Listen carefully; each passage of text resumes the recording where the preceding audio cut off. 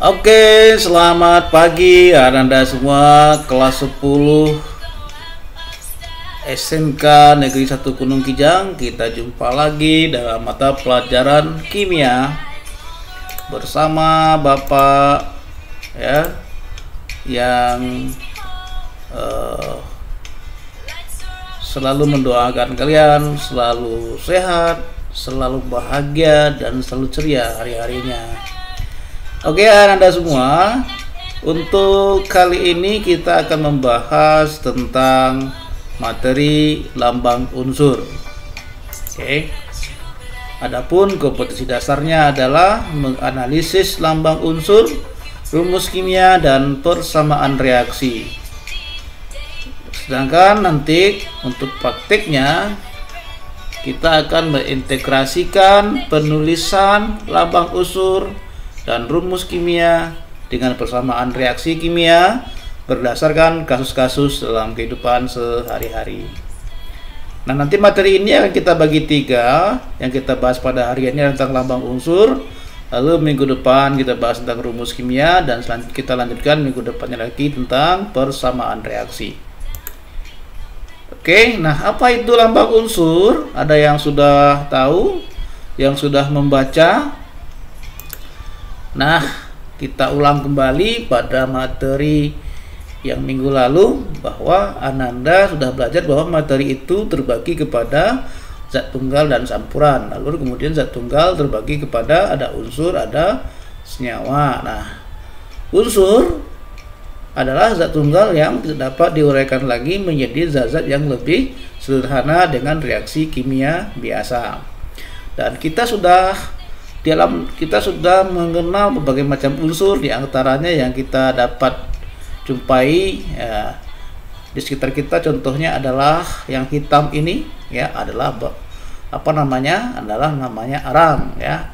Mungkin semua sudah tahu. Nah, arang ini sering digunakan untuk anak pensil dan untuk elektroda pada baterai. Nah, dia diberi nama dalam ilmu kimia namanya karbon. Nah, kalau berikutnya unsur ini ada yang tahu?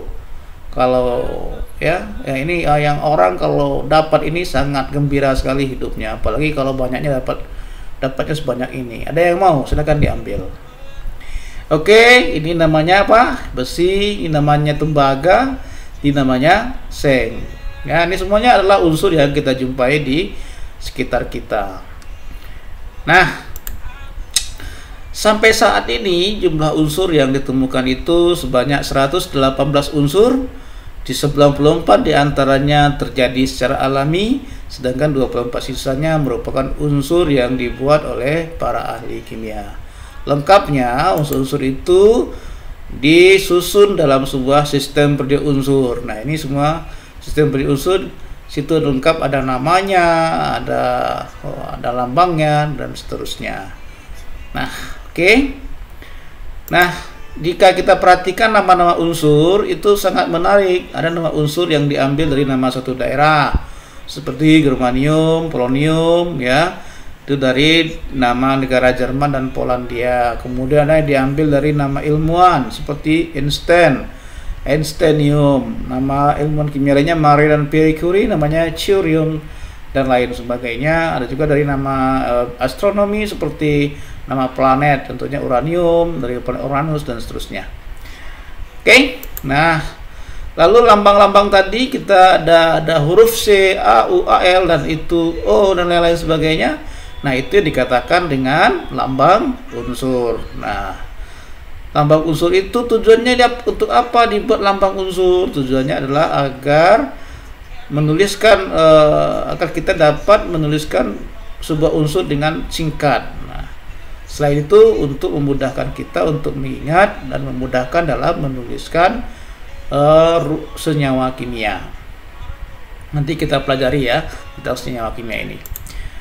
Nah, bagaimana sejarah dari lambang unsur ini? Pada abad pertengahan, ratusan tahun yang lalu ilmu kimia ini sudah ada. Para ahli sudah menemukan berbagai macam unsur. Di antaranya ada emas, ada tembaga, ada perak. Kemudian mereka saat itu masih menyebut api, udara itu adalah unsur. Dan begini lambang-lambangnya ya. Ini lambang emas ini seperti lambang matahari, kemudian perak seperti lambang bulan ya gitu. Kemudian pada abad 18 ya, seorang ahli kimia bernama Dalton kemudian membuat lambang baru, karena anggapnya lambang-lambang pada zaman kuno, zaman pertengahan itu sudah tidak relevan lagi karena sekian banyaknya unsur yang ditemukan. Nah, karena pada zaman Dalton ditemukan oksigen, hidrogen, karbon, dan semua lambang-lambang dia buat bulat-bulat seperti ini. Ternyata lambang Dalton ini kurang praktis saat menuliskan senyawa dengan unsur yang majemuk, sehingga lambang dari Dalton pun tergantikan. Nah, siapa yang menggantikan nama lambang Dalton ini? Siapa penemunya? Namanya Berzelius. Berzelius ini adalah ada hubungan darah dengan bapak ya, dari urutan Nabi Adam. Oke. Nah, baik. Nah, Berzelius ini merontokkan dasar-dasar ilmu kimia zaman kuno ya.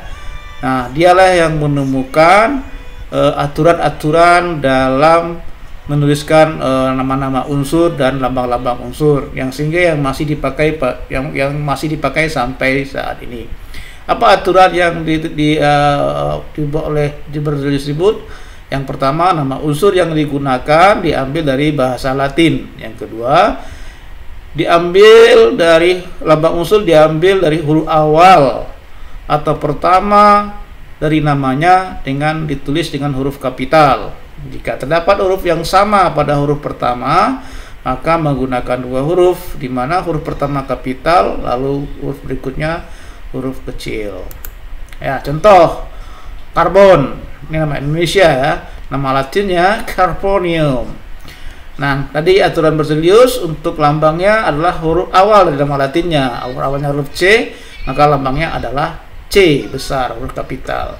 Kalsium, nama Latinnya kalsium, karena huruf awalnya adalah huruf C, maka kalau dibuat huruf C maka dia sama dengan lambang karbon. Maka untuk membedakannya dibuat jadi dua huruf menjadi Ca. Huruf pertama huruf kapital, huruf berikutnya huruf kecil lah.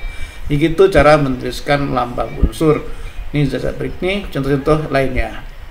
Oke, bisa dipahami ya sampai di sini. Baik, kita lanjutkan. Nah, untuk zaman modern ini ada nama organisasi kimia namanya Lembaga IUPAC yang menyepakati aturan-aturan dalam tata ilmu kimia, termasuk tentang cara menuliskan nama dan lambang unsur. Nah, nama aturan lambang Berzelius masih dipakai, hanya saja ditambahkan untuk lambang unsur yang mulai dari urutan ke 104, maka nama-namanya dibuat dengan menggunakan akar kata yang menyandarkan nomor atom yang diberi akhiran ium ya. Ini akar katanya 0 itu dibaca nil, 1 itu un, 2 itu bi, 3 itu tri, dan seterusnya. Nah, maka misalnya untuk unsur nomor 112 coba diperhatikan ya, maka namanya dibuat menjadi angka 1 itu bacanya un, angka 1 itu un, angka 2 itu bi, maka bacanya un bi, lalu diberi akhiran ium, maka un bi ium. Nah, artinya un bium. Nah, inilah nama unsur yang ke-112. Bisa dipahami ya. Nah, ini contoh lainnya. Untuk 104 ini namanya, ini lambangnya. Nah, caranya sama dengan seperti yang tadi. Oke, nah contoh soal. Tulis lambang unsur kobaltum ya. Jawabnya adalah C. Karena C huruf berikutnya O, di CO ya. Nah, huruf C-nya huruf besar, O-nya huruf kecil. Nah, oke. Kenapa tak tulis C-nya besar, O-nya besar? Kalau C-nya besar, O-nya besar, dia bukan lambang unsur, tapi dia lambang senyawa dari karbon monoksida. Nah, ya. Apa susunan dari karbon monoksida itu adalah unsur karbon dan unsur oksigen. Jadi bukan lambang unsur, dia menjadi rumus kimia senyawa. Ini namanya rumus kimia senyawa CO. Jadi gitu ya. Oke, baik. Nah, tugas Ananda nanti adalah cari nama Latin dari unsur berikut, lalu tulis lambang unsurnya. Kemudian tuliskan nama unsur ke 13, 111 seperti cara yang terakhir tadi. Oke. Baik, sampai jumpa lagi di pertemuan berikutnya, atau mungkin pertemuan kita terakhir, karena nanti kalian akan berjumpa dengan guru yang baru yang cantik-cantik lagi. Oke, tapi kita